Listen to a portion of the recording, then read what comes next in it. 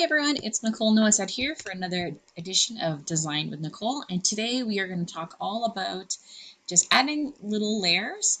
Today I'm going to use the SCT delivered spring kit. It's a really pretty kit. You can see it comes with some great custom acrylic words, some little embellishments like clips, some tassels, as well as some paper clips. This fun set of letter stickers. You actually get two. I really love the foam stickers in this. It has almost like a 3-layered color effect.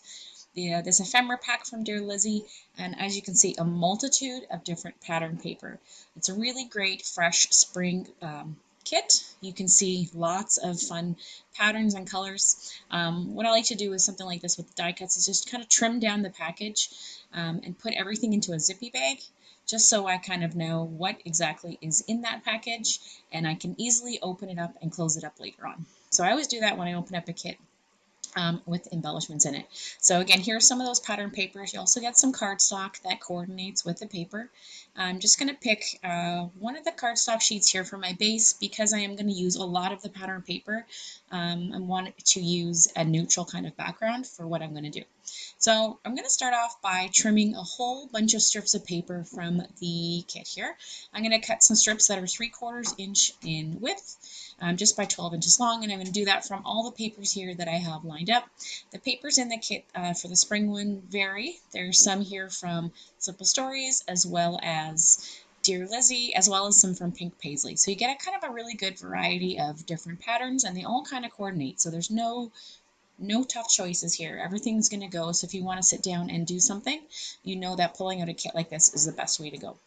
Now, what I'm doing now is I'm just cutting down some of those paper strips into little pieces, and I'm kind of varying the size and the length because what I want to do is I'm trying to build a bit of a heart onto the background of my design. So I started off with two little 3-inch strips there, and that'll be the kind of the top of my heart, and then I'm going ahead and just varying down, slightly decreasing the width of the length of those strips just to kind of build that heart shape. I'm keeping all my little scraps because those can definitely fill in the bottom of the heart, so I don't have to cut much smaller. And I'm just filling in, trimming down, but probably varying lengths of 1/4 inch or so, just until I have kind of the look that I want. I just want to have that basic heart shape. I don't need it to be completely 100% perfect. So I'm just trimming it down. I don't want to have any of those pieces exactly the same, so I do want to have a bit of a flux in the width of those strips of paper. So I'm just kind of marking them with my finger. I'm not really measuring with a ruler or anything, as you can see. And now with those extra scraps that I have there, I'm going to die cut the edge of those with one of my scallop edge punches. I really like this one. It's kind of pretty. It reminds me of like an Easter kind of basket weave. I don't know why, but it's that pretty decorative scallop edge. So I'm just going to punch that from a bunch of these little pieces, and then I'll do some more later as well, as I'm going to have to cut a little bit more paper than I had thought originally. So I'm just going to punch these down, and that's going to add a nice texture just by adding the punch design using the same kind of patterns of paper. So as you can see, I'm just going to go ahead and edge punch a few different pieces of paper. I'm going to start with this yellow polka dot that's really fun, and then just trim it down until I have a similar size scallop edge. I'm going to do that for a few of the patterns, including this super fun pink with cherries on it pattern. You could also vary up the type of punch you use. I'm going to use one punch for my entire page, but if you wanted to have a couple different scallop punches and mix that would be really fun. So now that I kind of have my base of my heart, I'm going to go ahead and just stick those down. I am not measuring and making sure these are lined up perfectly. I'm actually purposefully angling them a little bit back and forth just so that they look like they were meant not to be perfectly straight. I find sometimes if you have things measured and lined up perfectly straight, they will look crooked no matter what. So if you kind of add a little bit of whimsy and don't have it match perfectly, you have a little bit more leeway. So you can see with these scallop strips that I've done, I'm just eyeballing where I want to put them, and I'm trimming them down, just using my scissors to add a little bit of a gap there so that they don't match end to end on my strips of paper. Again, because if it's off by just a tiny little bit, it will be much more noticeable than if you have a little bit at each end. So I'm going to just do that through most of the strips of paper. I'm going to alternate between the wider ones, and then I'll do some of the smaller ones. And I'm making sure that I'm mixing up the colors that I'm using in my page. Again, because this kit was chosen for you and it has all the different patterns and colors mixed together, when you use a variety of those patterns like we're doing here on the page, you kind of can't really go wrong mixing it all together. So once I kind of got things going, I really thought, I want to add a little bit more variety. Those strips of the hearts, it's okay. It's a good heart shape, but I thought it just needed a little bit of extra something. And so I decided I'm going to cut down a few more strips of paper. Again, they're the 3/4 inch size, and I'm just cutting them into random size rectangles, and I'm lining those up over top of the strips on my heart. I will have to take off those decorative edges now because I did them a little too early, but I'm going to just set them aside and I just gently pick them up. And you can see that they did kind of tear bits of the paper, but I'm not worried because I'm going to go back later and add them back on.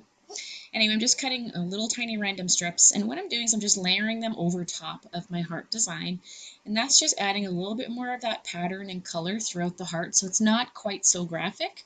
It's adding a nice little layered look. If you have a huge scrap pile, this is one of those really great things you could do with those pieces. And if you're really not sure about mixing patterns and colors and everything, doing it in a smaller scale like this with smaller pieces is kind of a fun way to kind of get used to mixing a lot of different patterns and colors together. So I'm just going to start sticking things down. I'm liking the way this is kind of turning out, so I don't have so much large strips. It's just a lot of little ones. And I'm using those longer strips I had initially cut as my guideline just to how to line everything up. I am trying to make sure that not everything is all lined up in a row. So you can see I'm staggering those smaller rectangles. And I'm also trying to be mindful that I'm not putting, too many of the teal dot kind of clumped together or too many of the pink cherry kind of paper in a clump together. And I did find that as I laid different strips over top of the pattern paper beneath it, that looked nicer when things were kind of butted up against each other so that there wasn't a gap of the same pattern in the middle. So I'm just adding those punched strips now back over top the page, and I'm just going to move a few little bits around here. And again, you have a lot, because you have a lot of little strips, you can just play around a little bit with how you want it all to look. And there you go. So there's your heart. So I thought at first I was going to go ahead and stitch the heart shape up and around the outside of my heart design, but instead I decided to stitch up and down each of the rows of the heart shape just with my sewing machine. And then I really wanted to add a little bit more color to that background of that white cardstock, so I just used some distressed oxide in the pink color, this coral macaroon I think it's called, and just some little bit of water just to add a little bit of mist there to the background so it's not just quite so stark white. And let that just dry just for a minute or two, and then blot it off with a paper towel so you don't smush anything. And then I'm going to add my photos. These are some really older photos that I had in my stash that I just happened to like.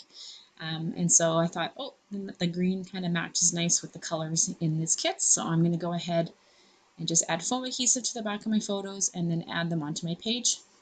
And then I really wanted to use these thickers because I don't know if you can tell right now, but there's actually 3 layers of color on them. There's a pink, a white, and then the green.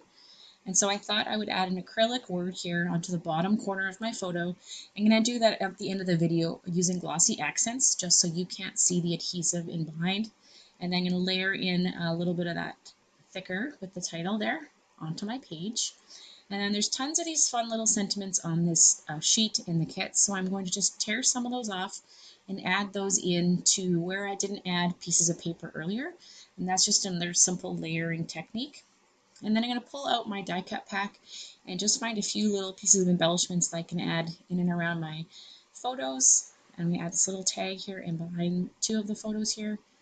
There's tons and tons of really great imagery and titles and words, and so it's hard sometimes to pick what you want to use. And I always end up putting something down and lifting it up after, so be careful when you're using your adhesive how much you use at first, and you can always add a little bit more with a glue dot or something after.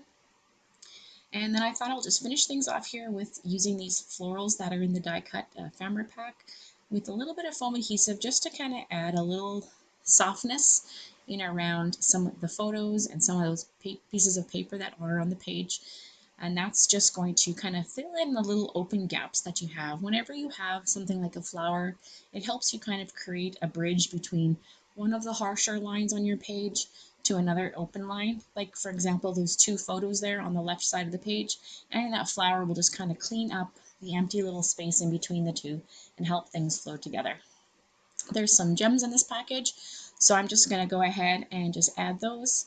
And there were a few tiny little yellow buttons also in the kit itself.